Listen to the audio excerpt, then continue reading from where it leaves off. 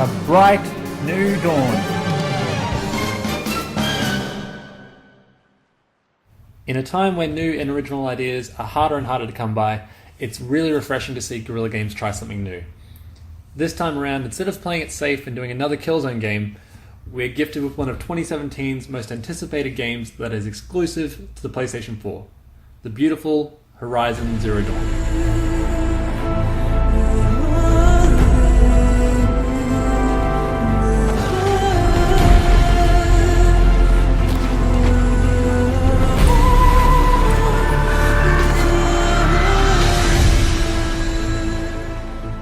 Horizon is a third-person, open-world action role-playing game where you take control of a woman named Aloy. Aloy was found as an infant and branded as a tribal outcast because she did not have a mother or a father. Since Aloy was found as a baby, she has questions as to where she came from, who her parents are, and why she was born. Fortunately for Aloy, her adoptive father Rost knew that she would one day want answers and takes it upon himself to train her to survive in the wild. Whoa, whoa, whoa, whoa! My old mother, are you crazy? You're gonna kill yourself!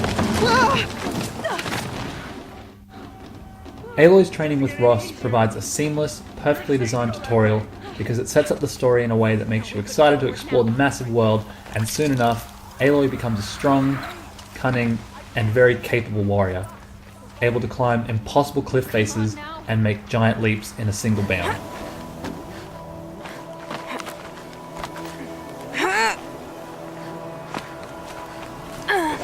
One of my favourite parts of Horizon is comparing how I started my journey to how I ended it. When I first started exploring, I was getting killed by the little guys like Watchers and Striders, but by the end I was wondering how the hell they killed me in the first place. Especially once I started fighting the bigger ones like the Sawtooth, Thunderjaw, and my personal favourite, the Stormbird.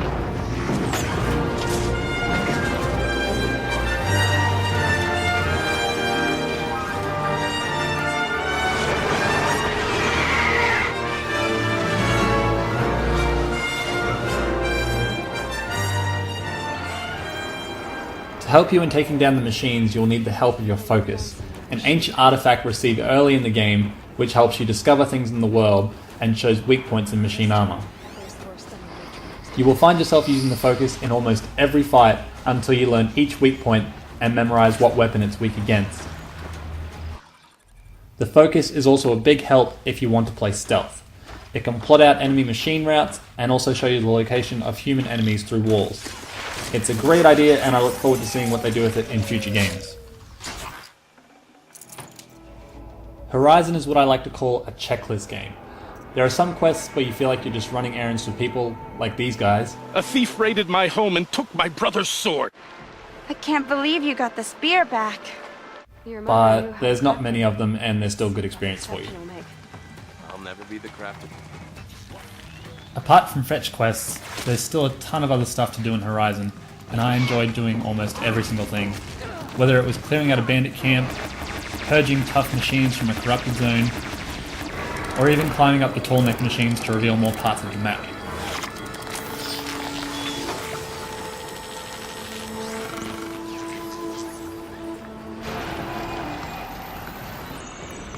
My favourite part on the map is the cauldrons. The cauldrons are essentially areas where the machines are making more machines. Once you explore them and destroy the boss at the end, you will gain the ability to place some machines under your control so that they fight for you. And let's face it, not only is that really useful, but really awesome.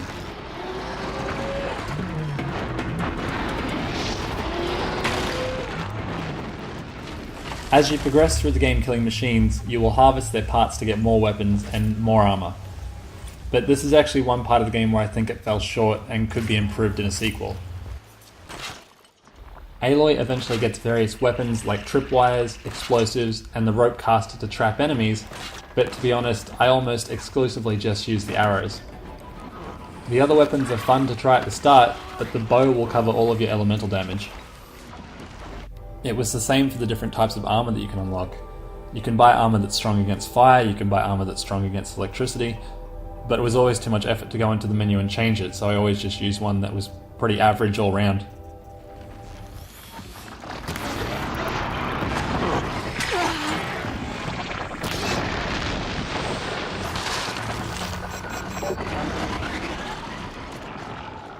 as can always be expected in an open world game, there is a ton of collectibles if you want to get them.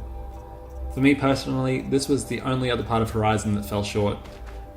I just didn't find the collectibles interesting to read, and most of them are hidden in parts of the machine world, and most of the time they're grouped together.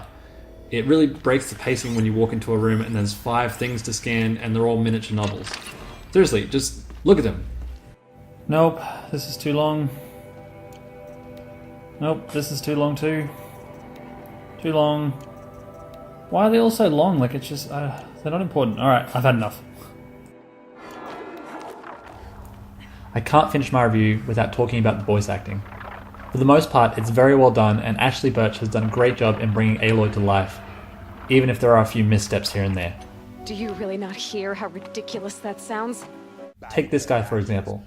I personally felt that the choice for this guy's voice was way off, to the point that I thought it was just hilariously bad. Hardly a bother. Little did we know there was a damned monstrosity lurking underground. When will I learn not to gawk at skinny girls? Anyway, I'm sure you've seen enough of this review now to hopefully make a judgment for yourself, but personally I found Horizon to be one of the most beautiful games I've ever played.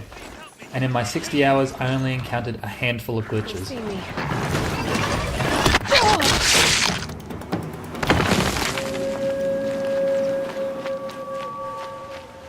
It's not even necessarily when you're up high either. It's the detail in the lush environments in the ground, the way the water flows, and the way the trees blow in the wind.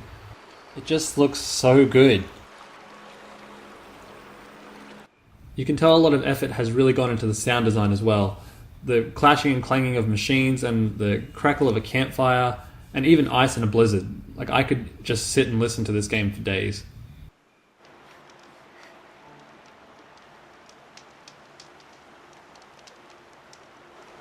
Horizon Zero Dawn is a world that you can easily get lost in. The story that they tell here is definitely worth hearing, and if you have a PlayStation 4, you need to play this game. Aloy is such a strong character and the world is so interesting that even after 60 hours and getting the Platinum Trophy, I was still having fun. Between Horizon, Persona, Breath of the Wild, and the other great games coming later this year, it's going to be hard to pick a game of the year. Guerrilla Games should be really proud of what they've made.